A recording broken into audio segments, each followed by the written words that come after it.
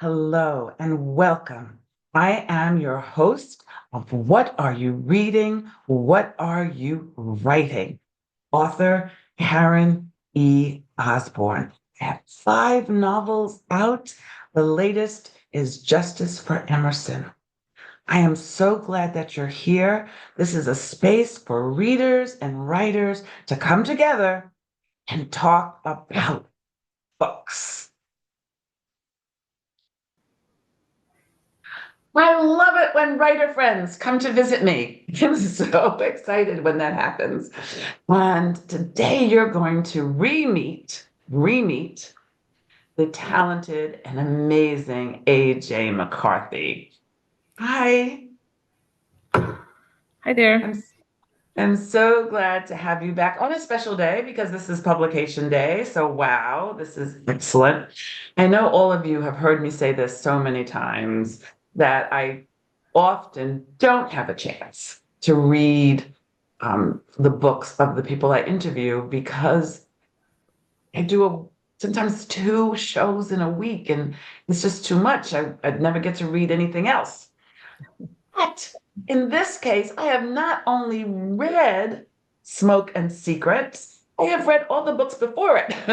Oh, it's so great. I love being able to um, talk with somebody whose books I enjoy so much, and that's the case. That's the case here. Um, so let us talk about.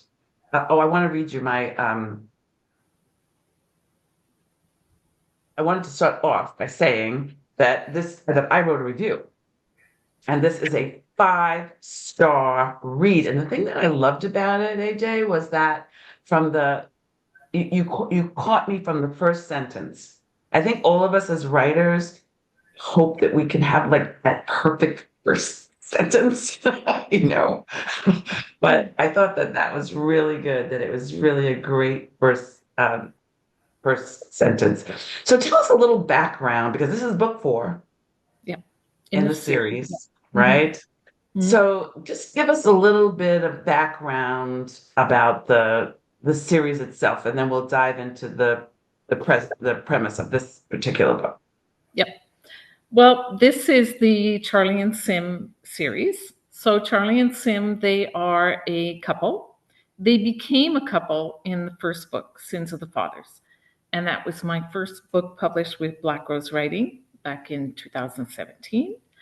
And it was originally meant to be a standalone novel. Mm, But I liked the idea of a private investigator, Sim, who, with his sidekick, who becomes his wife, um, that she's not a professional private mhm. investigator, but she likes to stick her nose into things and she likes to get involved in his investigations. And she seems to have a knack for it too, even though she does get herself into some situations. But so that's how that started. Once I wrote Sins of the Fathers, I had written a couple of other books, and I kept thinking about them as a team. So I decided I'd give them a few more adventures. And so they've gone through. They've had 4 together so far. Mhm. Smoke Secrets is the 4th. They could all Yes. be they could be read alone. I mean, there are some Yeah. references perhaps to previous events, but not too much. They could be read alone, or they could be read in sequence, or not. It's however Yeah. anyone prefers.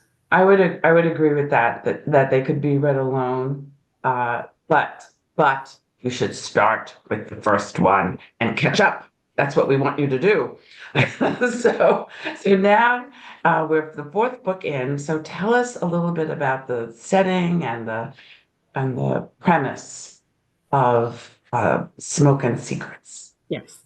Well, Charlie and Sim are asked by a friend, a character actually from a previous novel, to help them find his family fortune that has mysteriously disappeared.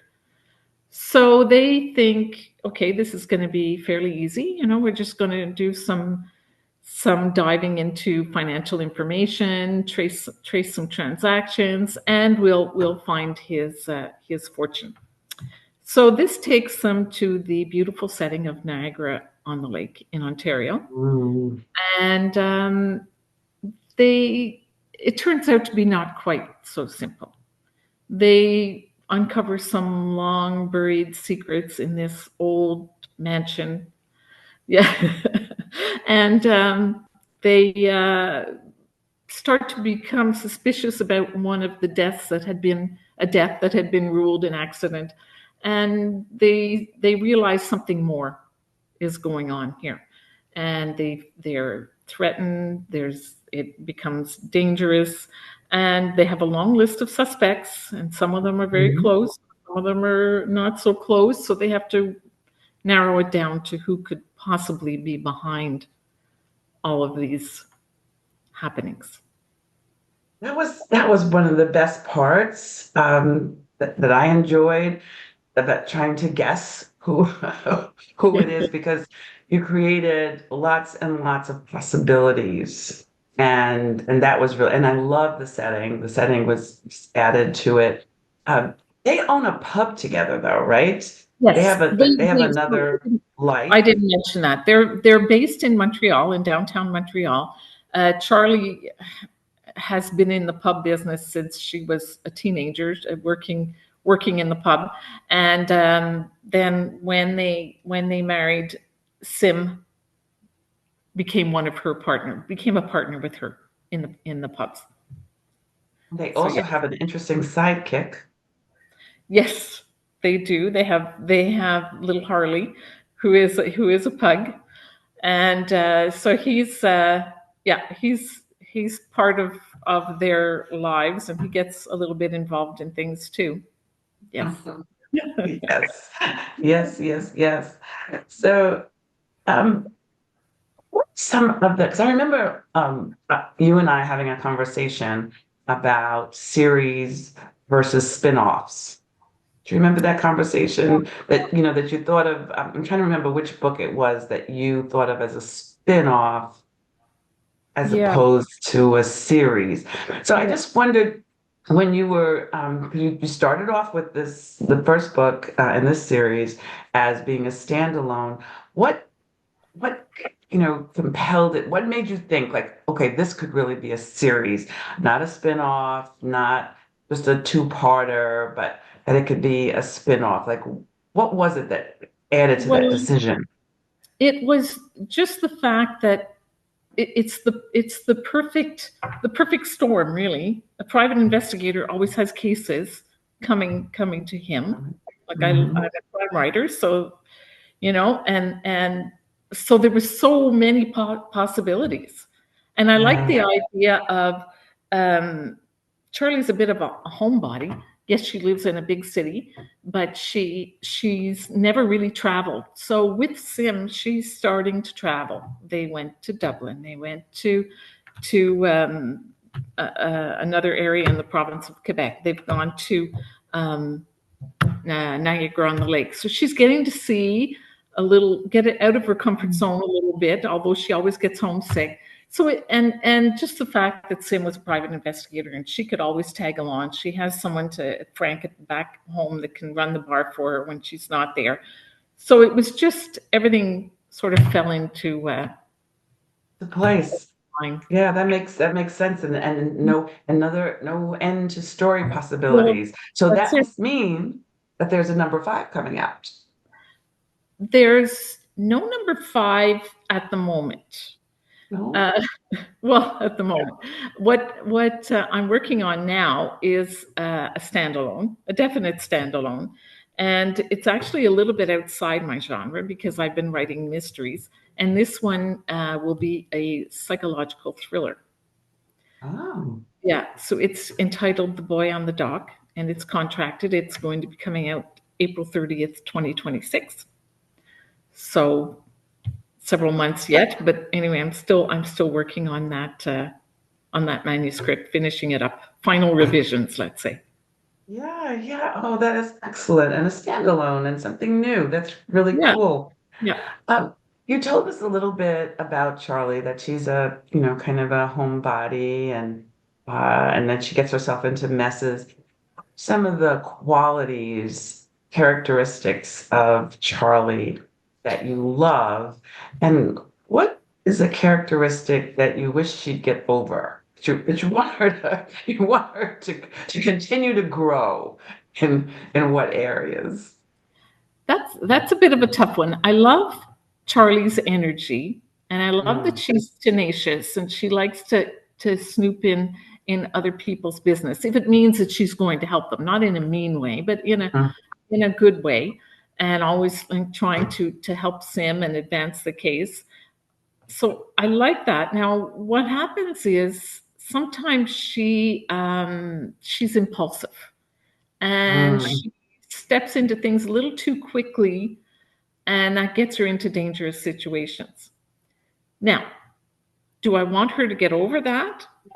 No. Well, that's it. Yes, for her own safety, it would be good for her to get over that, but it also lends well to the story. Let her just stay impulsive then.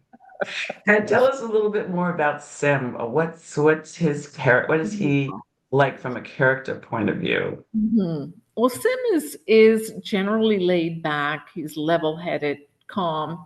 He's able to think things out. Where he gets a little bit more hot under the collar is when Charlie becomes impulsive and he worries about her. But that usually works out. Um, the problem with Sim is that he had a difficult childhood or upbringing, and he has background, and it tends to make him a little bit narrow-minded concerning certain family members. I won't go too far into that, but Mhm. he's a victim Judges. of his upbringing, and it colors his present time.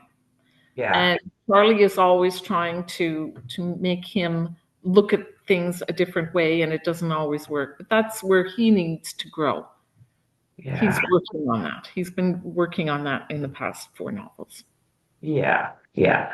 And it's okay if he gets cured of that. Just want you to know, I'm rooting for him. I am rooting for him. So, what do you read to learn from? Like I have writers that I just love and I read them, but I have certain writers that I always learn from every book that I read, but I have certain authors that I really feel like I learn every time I read from them. It's the deliberate kind of a thing. Do you have anybody like that you like to read Yeah. for Well, more I learning? many. While I'm working on my first and second and even third drafts, I tend to stick to crime writers so that it keeps me in the mindset, Mhm. and it will help me, learn from them or be inspired from them, and that would include like Louise Penny and Harlan Coben and David Baldacci.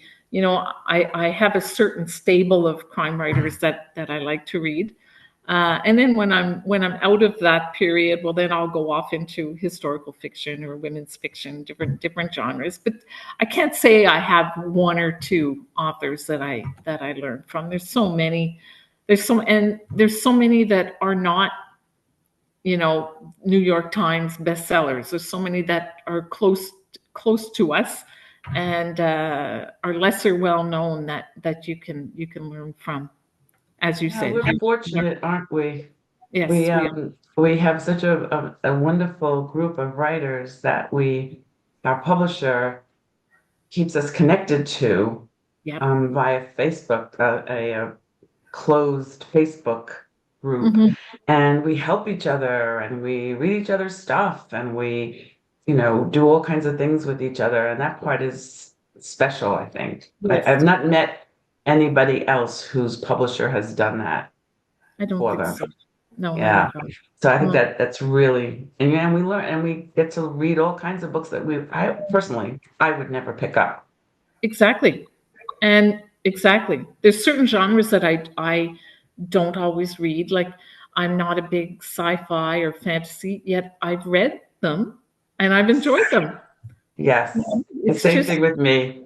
takes me out of my comfort zone and I just get Exactly. Helping us stretch, yeah. a stretch and try different things. I haven't I even read one of I read a horror book and I've never read a horror book.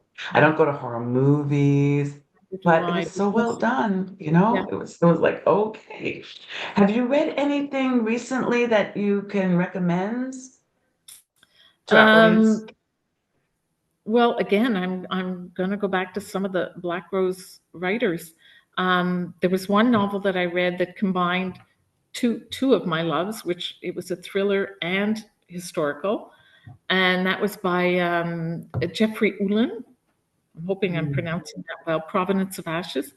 Uh, Mhm. Excellent book. I really, really enjoyed that, and it's a series, so I'm anxiously waiting for the next one in that one. Gail Olmsted, her Miranda series, I love. Her Don't you historical love that? novels, I love. I mean, there's just so much to love there. And Yes. recently, I discovered well, no, it wasn't a new author, an author that I had read before, but she's moved into a new genre. She not tried, she wrote an excellent mystery novel called Justice for Emerson. I believe it's on your bookshelf behind you. And it's excellent, excellent novel. It all multi-layered. It was really, really well done. Very well Thank done. you. Thank you so much. I didn't pay her to do that. I didn't tell her to do that. You get on my show for free. Nobody pays. So publication day, such a special, special time, and an Yeah. exciting and busy time. If folks wanted to, so first of all, you can buy her books everywhere you buy and borrow books. That's a Mm. given. Okay, you can find her on Amazon, you can find her in Barnes and Noble, you can find her in your library, you can find her in your local independent stores. But where can they find you? Where can they be in touch with you? Okay. Well, I have a website, ajacmccarthy.com, and it has all my books and blurbs on there. And you can sign up for my newsletter there. I don't send out a ton of newsletters because I don't like to bother people overly much, but a couple of times a year, I'll be sending out a newsletter updating people on what's going on. And I'm on Facebook and Instagram, so I can be found there. And I would appreciate anybody following me. I like to follow back.